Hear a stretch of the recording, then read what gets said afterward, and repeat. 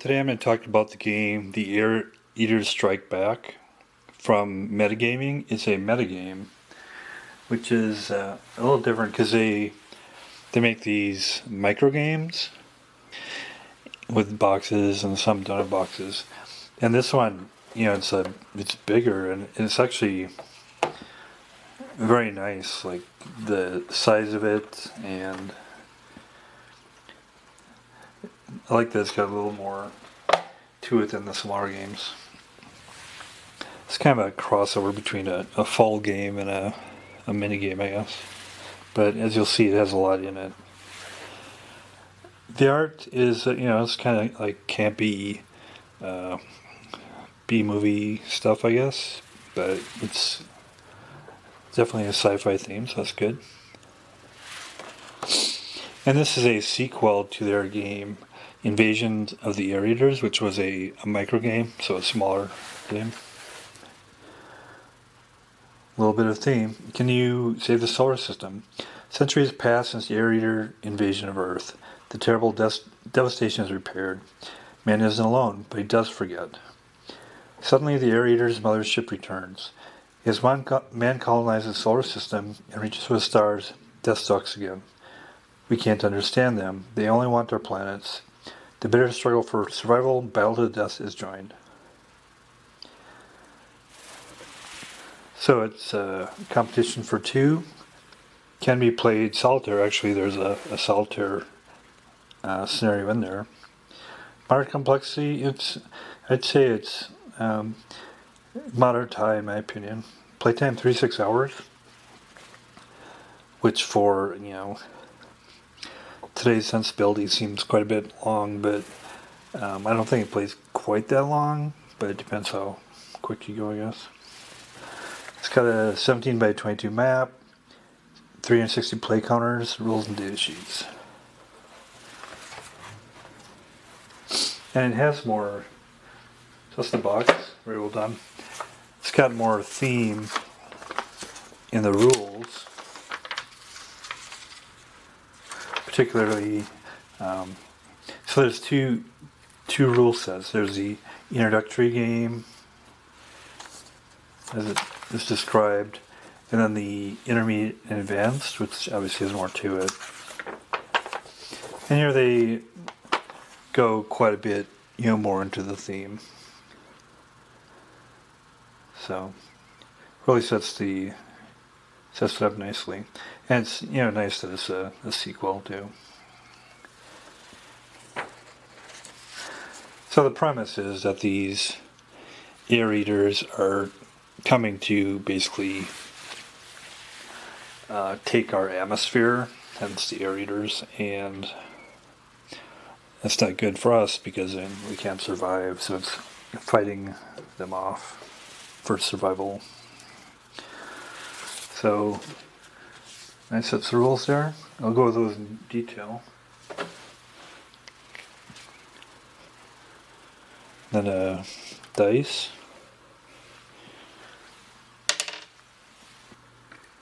And it's got a good mix of counters, 360.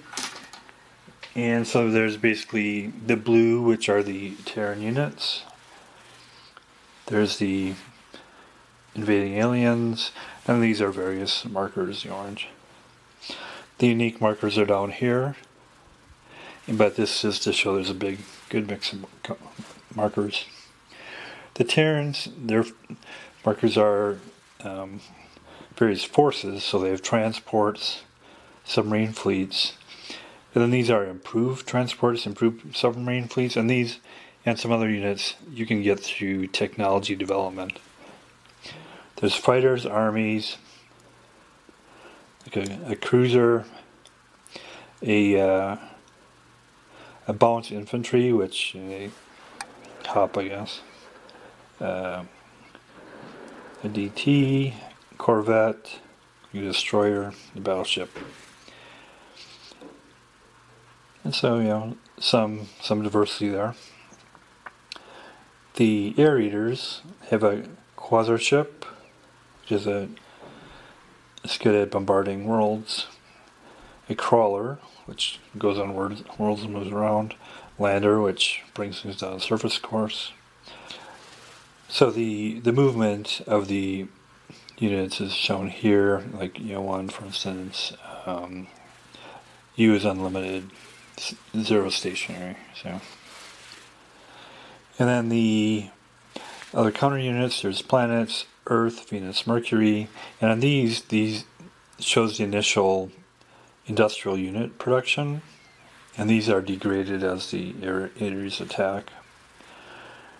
And there's Jupiter, Mars, and then there's some major asteroids, Poli, Vesta, Ceres, and in the advanced you can use the Martian moons for ramming into Mars, Phobos and Deimos.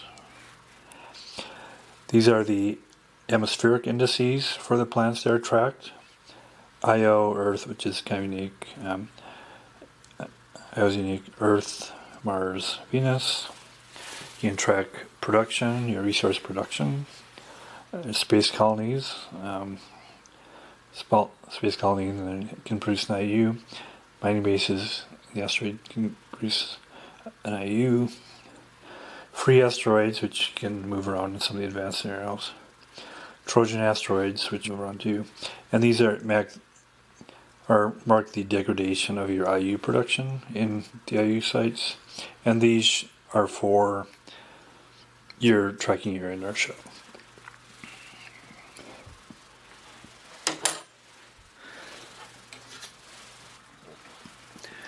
And finally, the map. So the lot going on here, and it's all useful. There's a nice sequence of play, shows you what to do. This is where you track the atmospheric indices of the relevant planets and the production for the Terrans. There's a map of the solar system, and as you'll see, the planets get placed on here, and they move counterclockwise each turn. So you have Mercury, Venus, Earth, out to Jupiter, etc. These are the boxes for the two motherships to show what's in the motherships. And then over here you have planets and asteroids. Of course, Earth, and this is the same a similar representation as what is in Invasion of the Air Eaters here. And these numbers are IU productions, and these will be degraded as the aliens attack. Pretty self-explanatory. In orbit, so there's the moon, and then you get a box for things in orbit in the Earth system. And for the various planets, when you have a dark line, that means some units can't cross there, so it restricts movement. So here's Mars, and then IU units and different ability to move in areas, and then the orbit box. Venus, you have the North Pole, South Pole, and then the orbit box. And obviously the planets are spherical, so if you can leave one side and come on the other, since it's near spheres, for instance. Asteroids, Polis, Vesta, Ceres, and in orbit around them. Ceres has an IU unit. Around Jupiter, they don't show Jupiter, it's just because only the aliens can go there. So, main moons, Io, Ganymede, Callisto, Europa. Callisto has some IU unit, an IU unit. And in orbit around Jupiter here. Mercury, some IU units, some restrictions of movement, borders, and in orbit around Mercury. So that's the components. And I might want to mention too, so the paper, or the map, obviously, folds up into, it's one sheet and folds up to fit in here, and it's like a thin cardstock. The graphics are, I think they're okay. I especially like how they do the planets.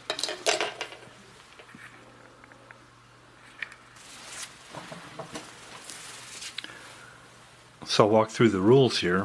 The rules come in two sections. There's the introductory game, and then there's the intermediate and advanced.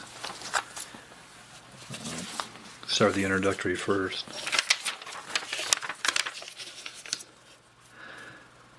So theme, map, talked about counters, units.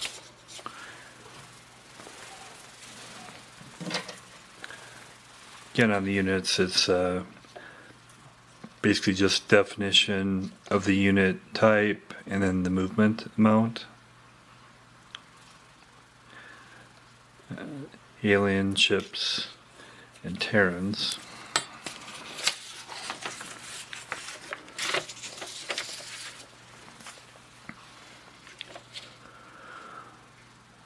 So planets, you talked about the counters.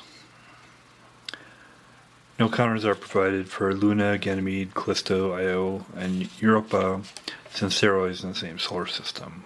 The others have counters. Devastation markers. So when damage is done to industrial units, they're reduced, and that is indicated with that.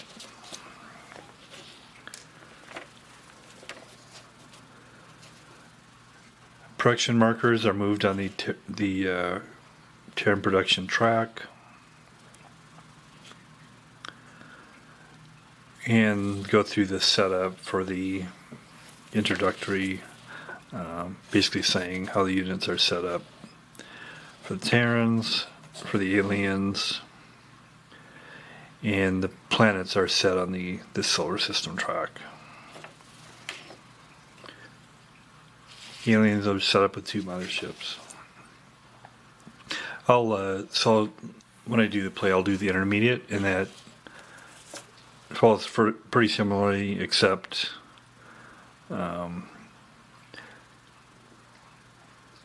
there's a bit of difference as far as the counters, but the concept's the same. Sequence of play, very similar between introductory and intermediate. So I'll talk about it here and then note the difference when I get to intermediate. So game turn, each turn consists of several phases, and game turn are tracked with the motion of Jupiter. Each time the planets move, they'll count as a motion, and since Jupiter starts on turn 1, it'll be on 1, and it'll keep track that way. So first you move, everything on the map moves 1 space clockwise. Pretty straightforward.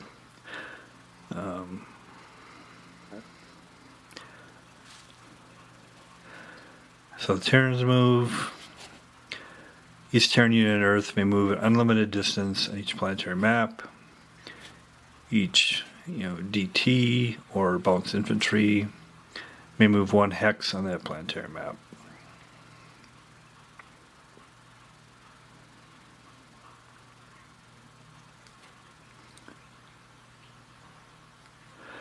So on Earth they can go unlimited, on other planets, or they refer to the various moons and asteroids as also being planets, just for terminology. So whenever they're not on Earth, they can move on land hexes on those at 1 hex per turn. Each transport in a ground hex may load 1 DT or BI in its hex. Eastern Space Unit in a ground may move to the in-orbit box of the planet. Each space unit in an in-orbit box may land on the planet. Each transport and ground hex may unload.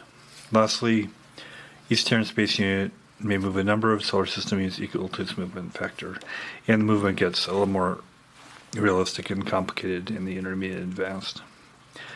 So as Terrans move, and then aliens. First each crawler on a planet may move 1 hex. Each lander may load 1 crawler in its hex or an orbit box, move to any other place connected to that orbit box, and unload. Lastly, each mothership, escort, Mothership, quasarship may move an unlimited distance to another solar system space or an orbit box. Landers may do space movement also if they are accompanying a mothership. So in combat, aliens fire. Each alien unit may fire 1 Terran unit in its hex space or box.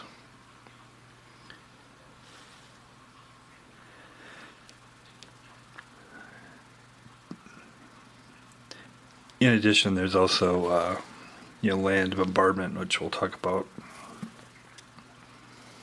Terrans fire. Each Terran unit may fire in 1 alien unit in its hex space or box. And then the orbital bombardment I mentioned.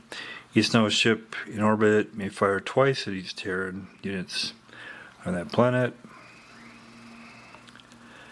Each quasar ship may fire 4 times. Each DD, CA, and BB may now make 1 more or more attacks on alien units on a planet connected to an in-orbit box. So items in an in-orbit box at that point attack on a planet. Reinforcements. This is the only thing that really differs between the introductory and the intermediate and advanced games. Terran Production, Terran Player determines the number of undevastated IUs and allocates them to research and development or production units. And then right away, after you purchase them, the units are placed on the map. Terran Research and Development, Terran Player rolls the dice. So so you allocate 10 IUs for technology, and then you roll a dice. So if you, on a roll of 1 or 2,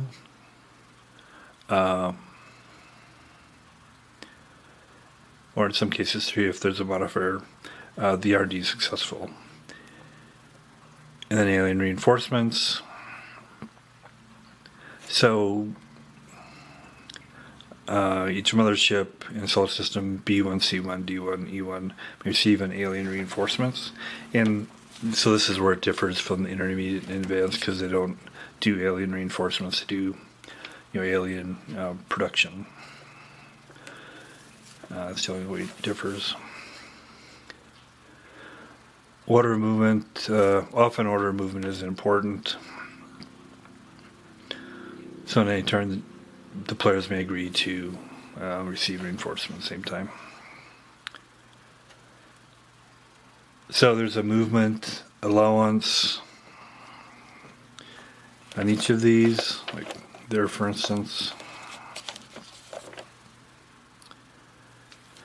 We talked about the use of that. So on Earth, there's air transport, so any land units can go to any land part, and then also sea submarines can go to any sea part. But as I said, on other planets they can only go 1. Also, planets are spherical, so you're not constrained to go X, Y. You can go around the edge, basically. Liftoff, each Terran unit may move to in-orbit box. Landings, each Terran space unit in orbit may move to any land hex. Back to that box. Terran transports, any Terran ground transport, ground movement before and after Terran space movement. Each transport, improved transport, this land hex may load 1 DT or 1 bounce infantry. So it must be in the same hex, so the transport lifts off, obviously. And then the introductory game only. Fighters may not do solar system movement. Other Terrans may do solar system unit. And so and then as well as boosting out of orbit. Acceleration each unit may move a number of spaces equal to its movement factor. So you'll see in the intermediate there's inertia also, but this doesn't have inertia. Entering orbit, each unit in the solar system may be placed in an orbit box. In the crawlers move to adjacent hexes. They can go on land or sea. In landers, so landers can carry crawlers, and each lander mothership may land unit from the island mothership box. Each lander may then move to any lander C hex.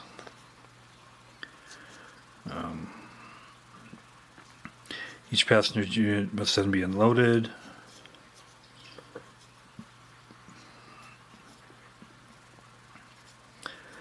Passenger units may not enter the movement phase, so that happens after the crawlers move. In solar system movement,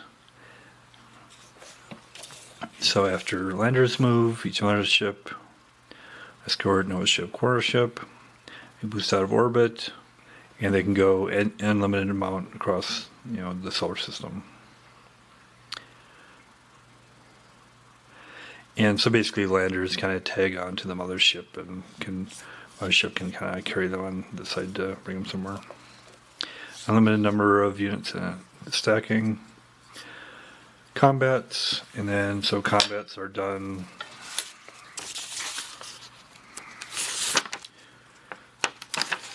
with the combat chart.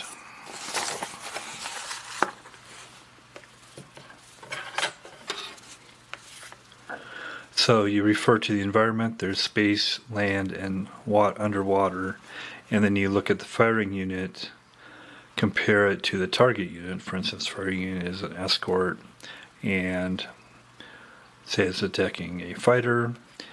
As if your die roll is between 1 to 2 there, the unit is destroyed. So these are the combat results tables. Now I'll show that in play.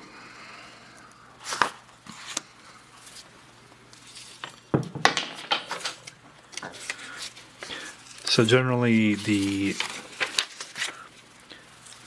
there's an optional rule where combat is simultaneous, but in the general play, the order is important, and the aliens fire first, and then after they fire, whatever units are remaining from the Terran can fire back. So, and just individual units fire to individual units. You don't accumulate firing. When you attack a IU, you do devastation to it, and every time you're successful, you mark it down one more value, so that you can track the IUs. And basically anything, if something's carrying something, like if a mothership is carrying items, everything in the mothership and what's carrying is destroyed. Same way for transports. Orbital bombardment, so aliens in orbits can attack IUs or units on planets, and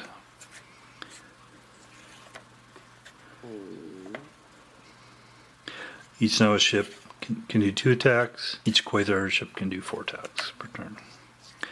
Terrans can do orbital bombardment. Same.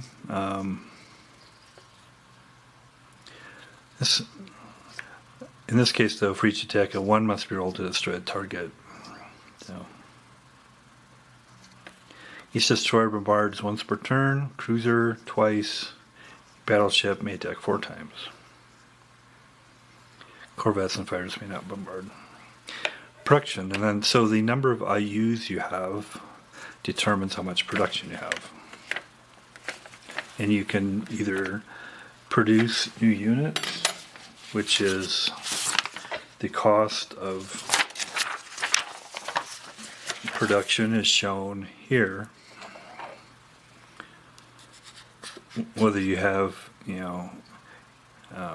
some units require that there's R&D, and these are the lower level technology. These are higher, and this is the cost per unit. So this is the number of IUs, and you can't go beyond the mix that is the counter mix that's in the board. R&D, as I said, you apply 10 IUs, and then for each project you roll a dice to see if so if one or two have rolled, it may be the entire maybe 2/6 turn. Alien reinforcements, there's a table of those in different turns. There's number of units you can receive. Number of small units, they say. And victory conditions of the introductory game. So basically, aliens win if all Terran industrial units are devastated by the end of turn 24. Otherwise, the Terrans win. So that's the introductory rule. So here's the intermediate and advanced rules. There's discussion of theme. Some additional counters used in the intermediate advanced. The base and atmospheric converter units are used. They don't move, they're stationary. Trojan asteroids. Asteroid mining bases are used. Space colonies. You track the atmospheric index of the planets. There's inertia involved, so you use that to track that. And then that's for intermediate advanced. Use the Martian moons, free asteroids, and the atmospheric index marker for Venus. So preparation for play, I'll show that in detail in the setup.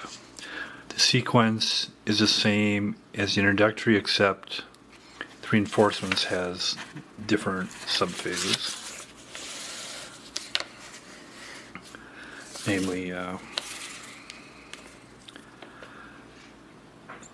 aliens, acquiring units, that sort of thing. And they're not being like automatic reinforcements.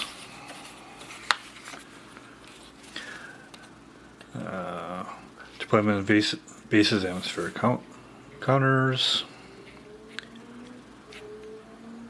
So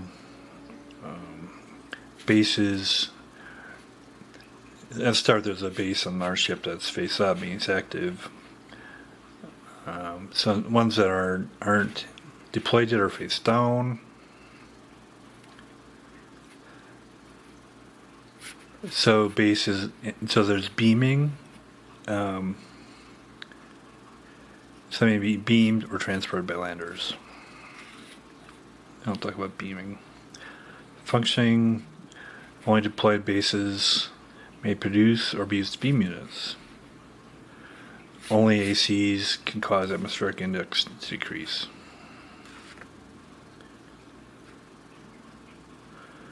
And they defend normally whether they're deployed or unemployed or undeployed. Locations, no more than one base and one AC may be deployed in a single hex. AC may only be in a land hex, an atmospheric index planet. Base may be on a land or sea hex. So beaming. Anytime an alien movement, units may move between bases anywhere on a map. So units may be beamed between bases. And again, a base can be on a mothership. Capacity, unlimited number of callers, landers, unemployed bases, unemployed ACs may be beamed Use to reach base. Motherships, escorts, noise ships, and clear ships may not be beamed. So you basically move them between bases. Terran solar system movement, and you move the planets. One place counterclockwise like you did before, but then here's inertia, where it tries to tie it into Newtonian physics a little bit better.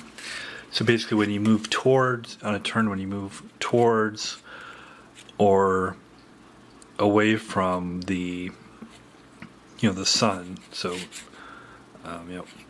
straight out or straight into the sun, you keep track of that inertia, and then each turn you use that inertia and you have to work off that additional inertia.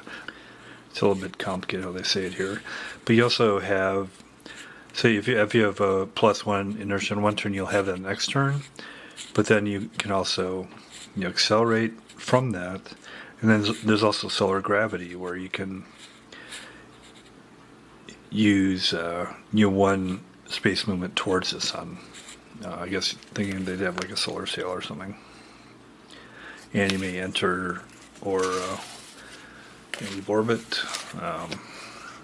It shows examples here of the inertia, but basically it's the amount of movement you make in a turn that carries over from when you go to the sun or away from the sun. Doesn't count the inertial, the radial movement. Examples: atmospheric conversion. So the atmospheric index of planet starts at the level indicating the resource. If there's an AC in the planet, it reduces by 1 per atmospheric converter per turn on the planet. When it gets to 0, the planet is considered to be converted. In this age, alien production. And when it's 0, it poisons the air on Earth, hence air eaters, because they're destroying the air and metaphorically eating it, I guess. So when it's reduced to 0, all armies are eliminated, all industrial units on Earth are devastated. Venus in the intermediate game, you can't decrease to Venus 1, but in the advanced game, maybe decreased by hitting it with asteroids. IOs. So IOs a little bit different because the atmospheric index is not affected by ACs, but it's affected by crawlers. So a crawler can move and also eat the atmosphere, given that Io was covered. The thought is at this time in the 1970s that Io was covered with frozen sulfur dioxide, and which the crawlers vaporize. They can vaporize. Alien production. Units are produced by deployed bases. Each turn, the alien player knows which type he's attempting to produce and determines the environment, rolls, and consults the alien production table. So they don't. The alien doesn't use resource points. They have a likelihood of getting it, and they do it that way. So, so you look at the location, the planet or asteroid, etc. You look at the type unit being produced. These critical factors here, it doesn't say anything, but I assume that means that that's why it's more easier or less easy in these different locations, I guess. That's why, like, sulfur temperature would make it easier on Earth, for instance, for a base. So then you go with these die rolls, you see where it is. This is where you're trying to produce. You roll a die, and you see if that unit is produced. That's what that's for. Limitations: new motherships may not be produced. You're limited by the number of counters in the counter mix. Converted planets. Sometimes it says coverted too. I think they always mean converted though. It's reduced to 0. And if there's alien bases on that planet, you can roll for production twice per turn. And also motherships can roll twice per turn. No ship production. No ships can only be produced when a mothership is orbited around a planet, will they destroy base on it? Make it a single die roll. Ship production. Ships are only produced like Mothership, but the planet must be converted and also the base destroyed.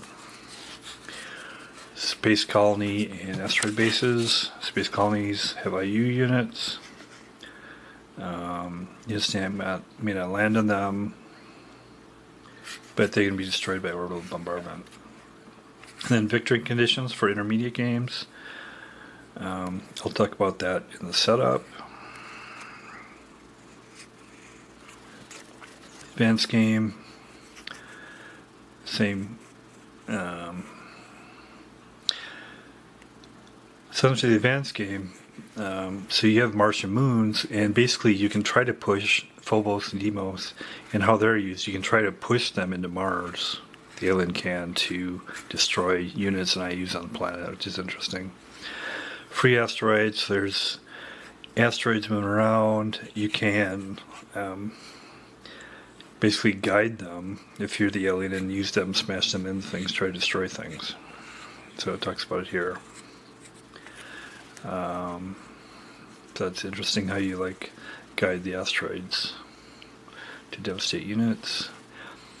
Besiege planets. Again, these are the advanced rules. Planet or space colonies besieged if one or more alien escorts number ships and there are no Terran space units. If it's besieged, you may not count IUs for the Terran unit. You can repair.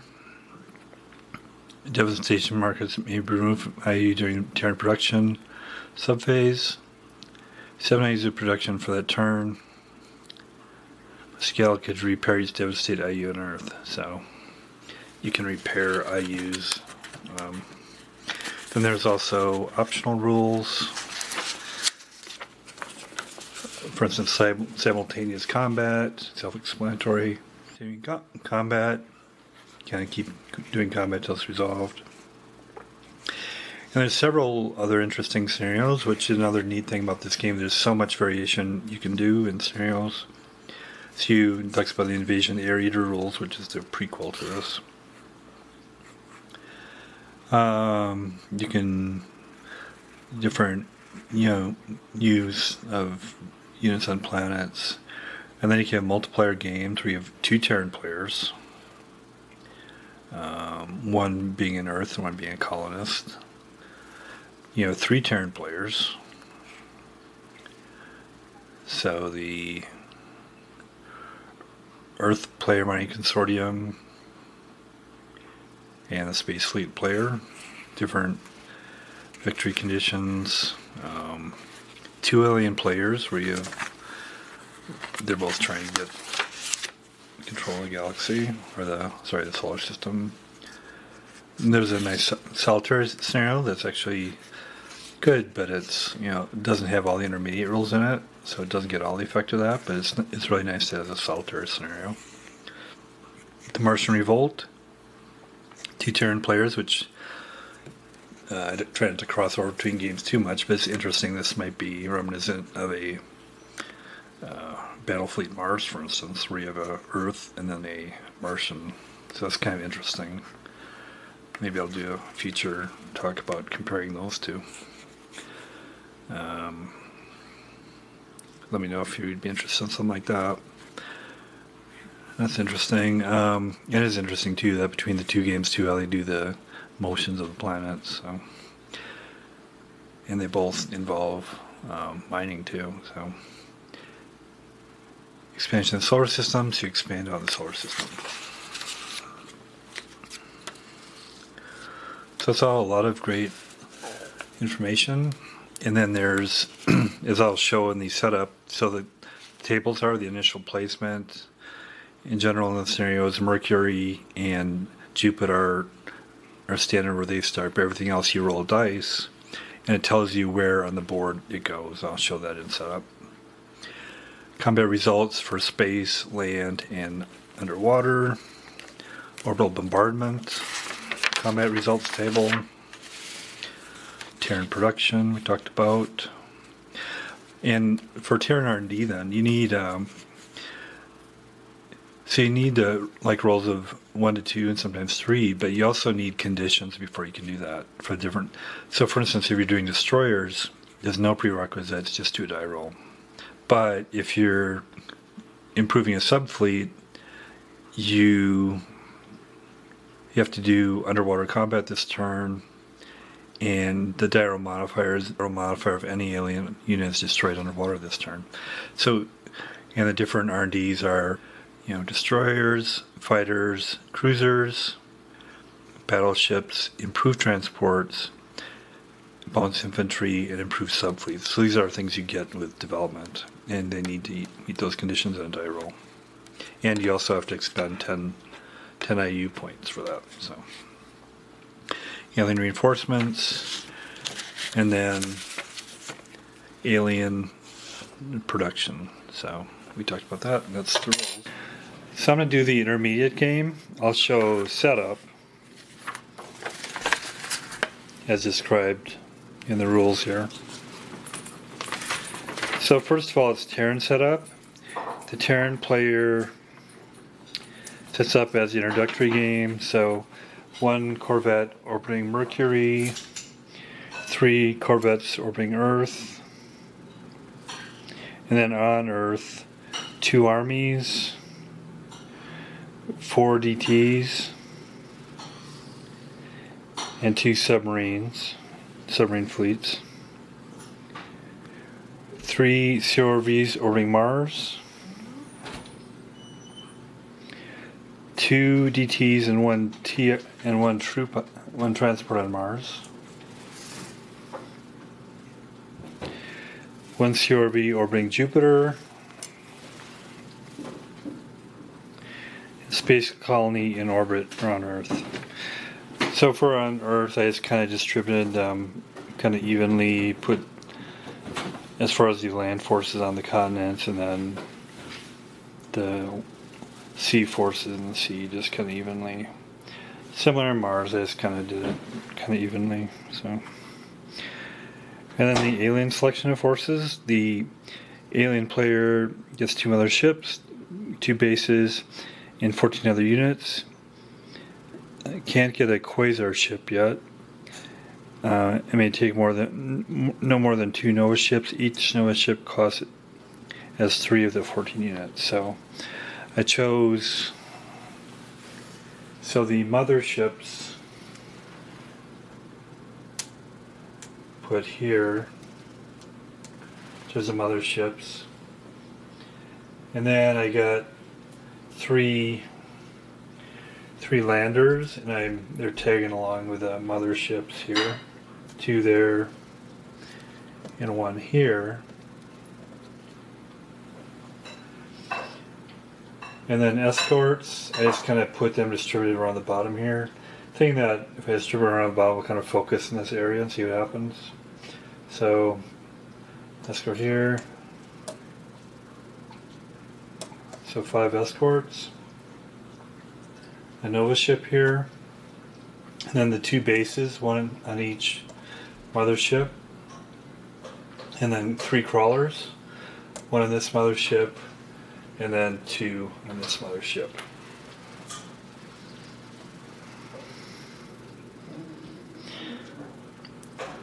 So, I mean, you select force and then you place them. So that's the placement.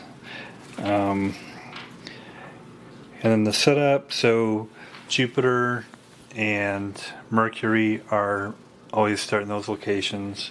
But for the other planets, you roll on the table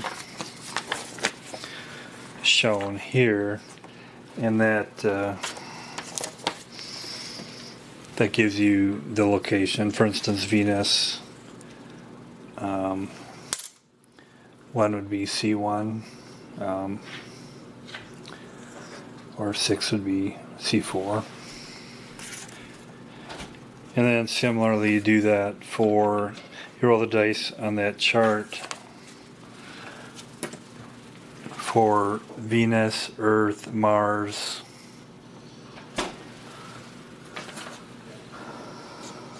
the main asteroids: Poly, Vesta Ceres,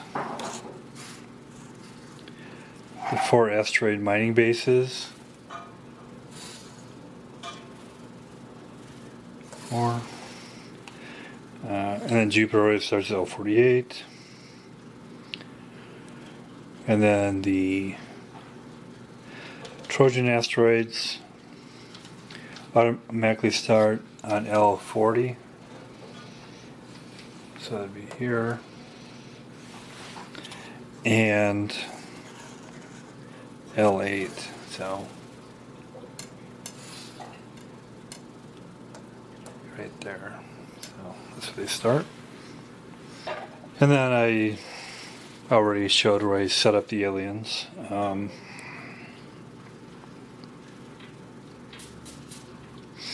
And since if there's more than one base, you just have one face up on the mothership and it's activated, but I only have one in each. So as far as the atmospheric indices, so it shows where to start them here. Earth is on 20, Io is on 40, Mars is on 25, Terrans, and then so for Terran Production it starts at 58. We don't do Venus for the intermediate.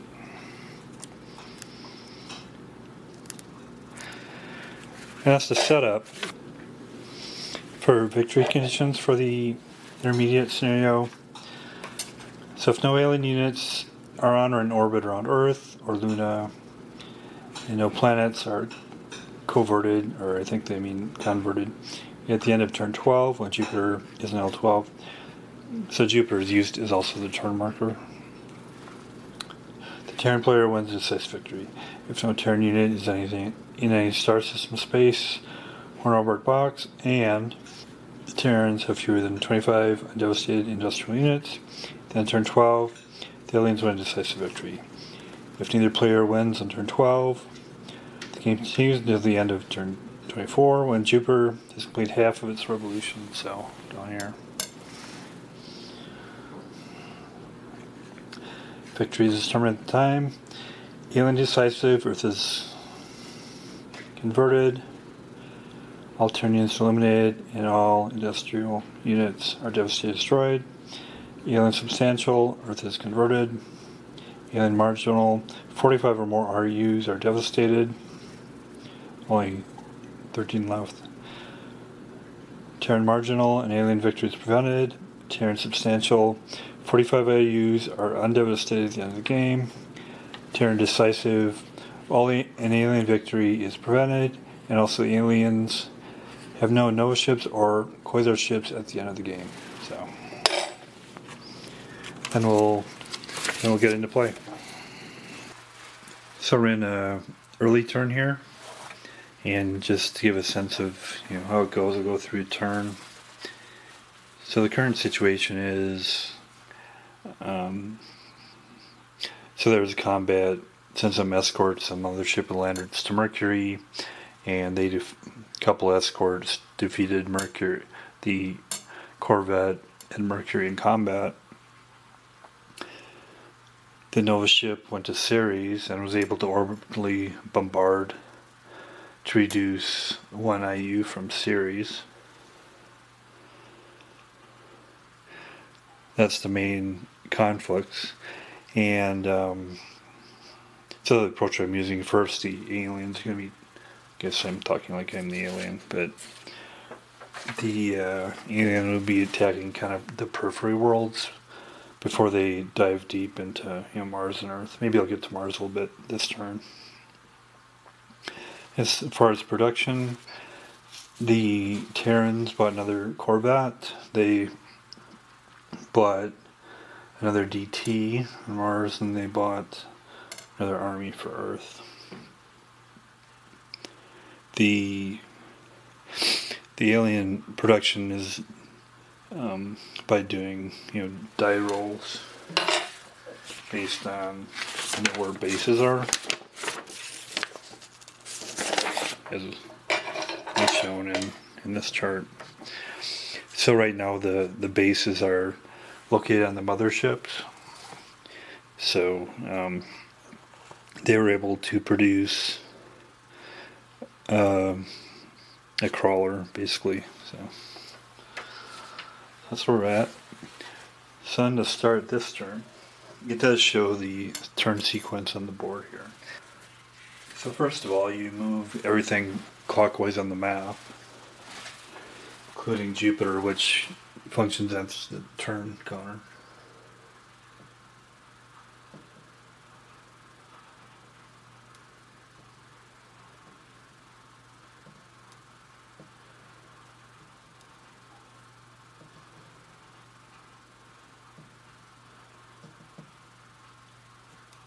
Okay.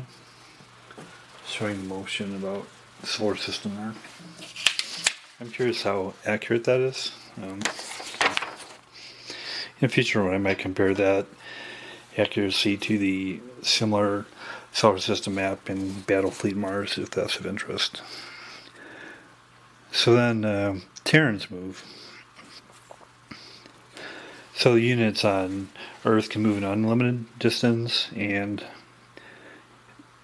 on every other planet, they call asteroids planets, they can move 1 hex. So they'll kind of stay tight here on Earth. They'll kind of keep things where they're at. I guess on Mars will kind of move to stay over the kind of resources there. He'll kind of move down by the DTs in case he has to evacuate them or something. Corvettes will stay around Jupiter.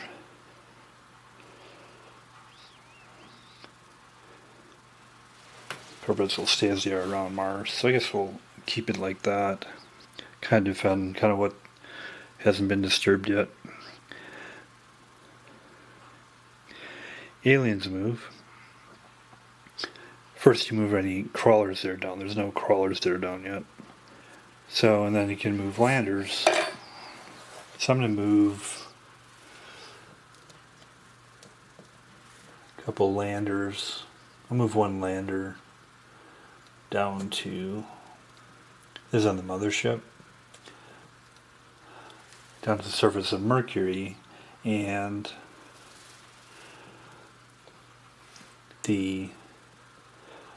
I'll put the crawlers on that, and I'll put the crawler on top to indicate it's disembarked from the lander, so it can move next time, and the idea being that it'll attack that IU and destroy it. So that's what's going on there.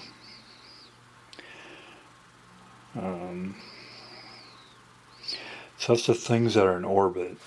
So things that are outside of orbit. So I think so the alien units are different than the Terran ones, in that if Terrans go across, they have to indicate inertia, and I guess I should have shown that for example. So if this one went from Earth, which I'm not doing, but if the Corvette went from Earth and moved away from the center, you would get you would have one inertia, which would stay on there for next time, and it would affect its movement. It says gathering inertia, but that only affects if it goes outward or inward directly to the sun, but not if it goes radially. But that doesn't affect the aliens, since they have higher technology, I guess. They can just move unlimited without the inertia effect, is my understanding. So I'm gonna have these escorts go into orbit around Mars.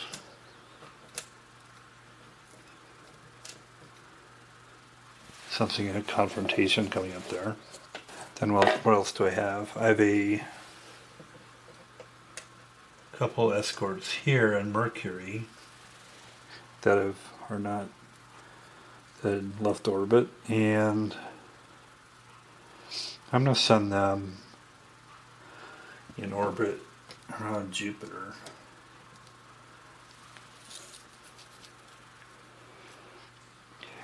And then I have a mothership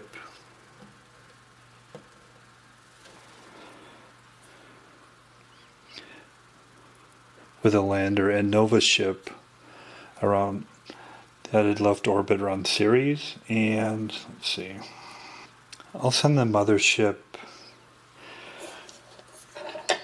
So I'll send the Nova ship around Jupiter. The idea being that it can potentially orbitally bombard some of those resources. And then as far as the mothership, so the mothership has a base on it, and there's an advantage. So to get resources, I mean, you can have the base on deployment planets if they're undeveloped, but I have a developed base. So so if it's on the mothership, depending on what planet you're in orbit around, it affects what you can get. So I'm going to think about that a little bit.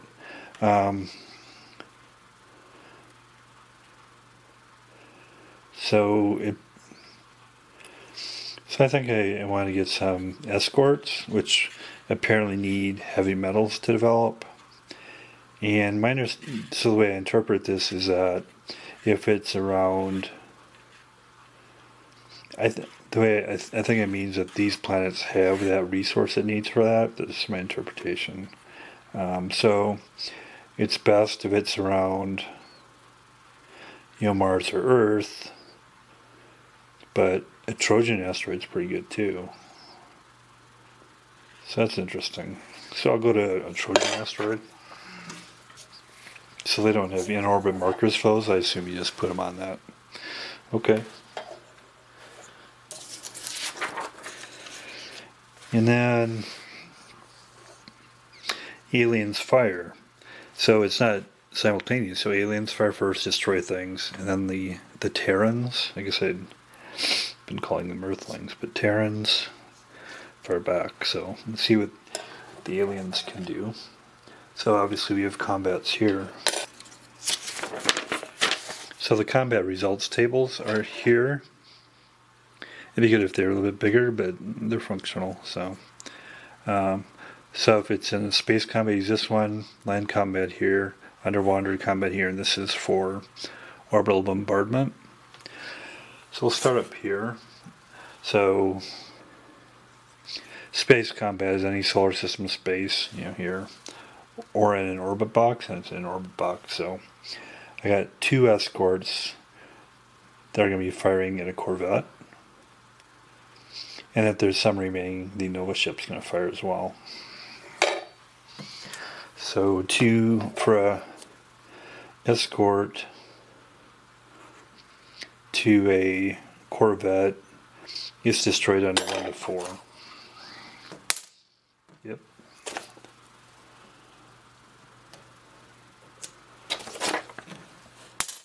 Nope. And then the Nova ship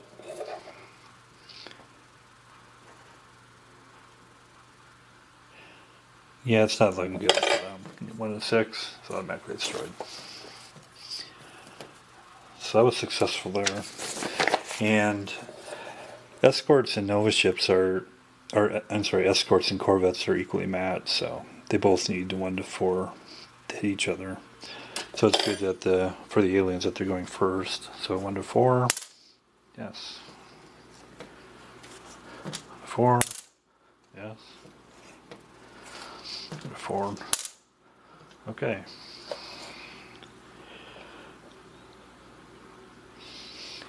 So that's the only combat going on. And now the Terrans fire before there's orbital bombardment. So he's firing against an escort, needs 1 to 4, yes. You got it. So they got pretty messed up. Terrans did. Okay, and then we do orbital bombardment. So, that's this chart here. The only ones that can orbitally bombard are NOAA ships, quasi ships, LDs, CAs, and BBs. I don't have any of these yet, so I just have NOAA ships. And NOAA ships can bombard twice per turn. So they're going to go, this one's going to work towards these resources, but so he's going to go against Callisto there. So to be successful against an IU, you need a 1 to 3.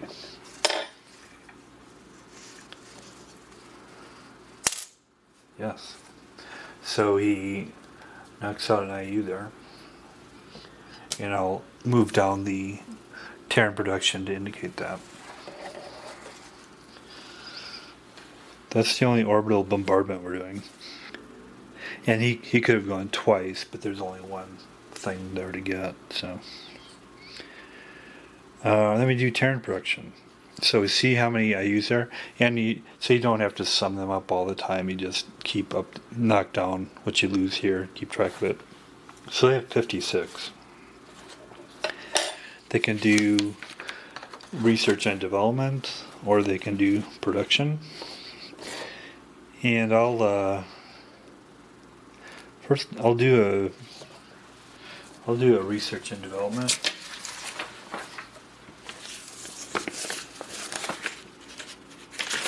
So, I'll see if I can do a research development. So there's these preconditions you need, and you would need to spend 10 IUs for it. And I'll see if I meet any of these criteria. So destroyers, no prerequisites, so that's good. Fighters, prerequisites, space combat this turn. Yes, there was. And if you meet the modifiers, you get a +1 to the roll, or you can do that on 1 to 3 versus 1 to 2. And also for the destroyers, it's space combat this turn. Cruisers, prerequisites, successful R&D, previous turn, no. Battleship, prerequisites, successful R&D on previous turn, no. Approved transport, no prerequisites. Their modifier, successful R&D, no. Bounce infantry, prerequisites land combat this turn, no. Involving a DT, no. Project, improved subfleet, underwater combat this turn, no. So I'll go with, I have a couple options. I'll go with a destroyer. And since there was space combat this turn.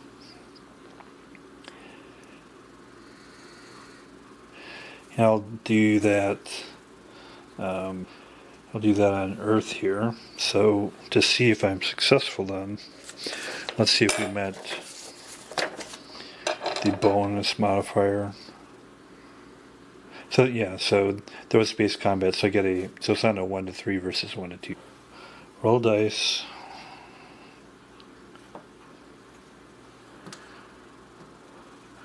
Good. So destroyer. And you can kind of keep track in your head, but I'm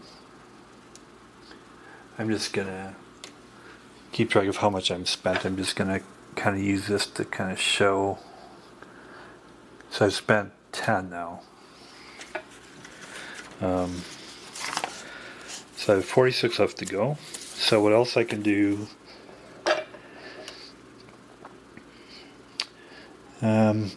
I'll get a submarine fleet.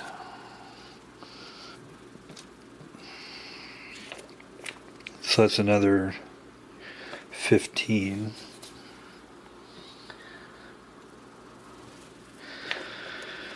And then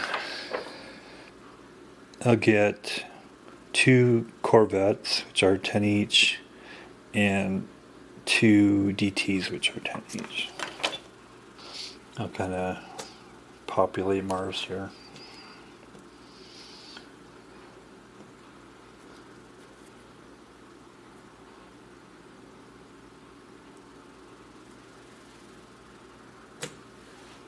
And then we do alien production, which is in this chart. So we have 2 bases.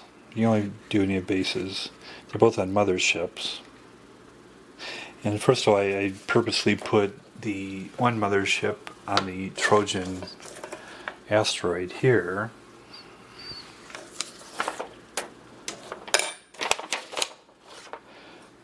To get a better chance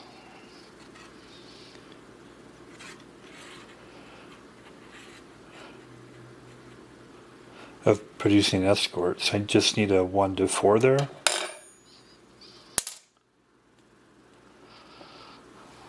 Didn't succeed. So that's unfortunate. So the other mothership is around Mercury. So let's see what we can do around Mercury. We can develop a base. That sounds pretty good. Do a crawler. We don't have any undeveloped bases, and if you have an undeveloped base, then you can start, putting those on worlds to increase the produce other units there. We could also try to do a atmospheric converter. Actually, let's try to do that. We don't have any of those, and if we get an atmospheric converter, then we can put it on a planet, and each turn it reduces the atmospheric index by 1. So that would be good, because once we get to 0, it's a converted planet. So I'll try that, but I do need a 1 to do that. Ooh, yeah, okay. That was I didn't plan that. So I got an atmospheric converter, and since it's not deployed, it's here, but I'll just flip it over, and then we can deploy that on a planet. So that's nice.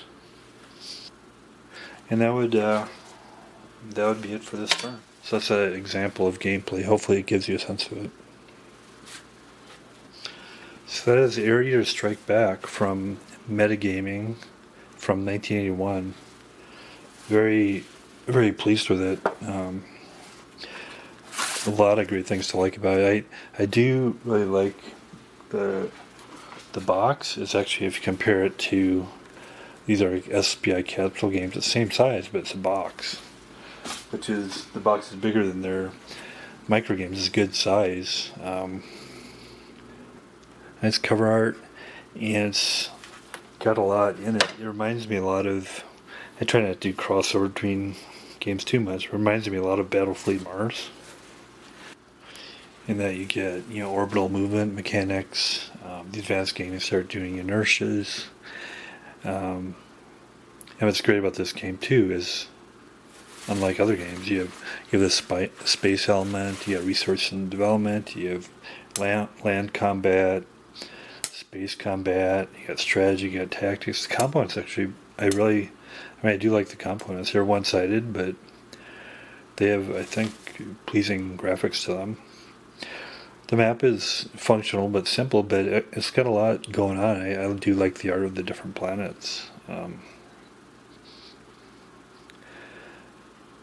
So there's a lot of neat scenarios you can do that give very different games, different scenarios. You can have multiple Terran, you can have multiple aliens for different reasons.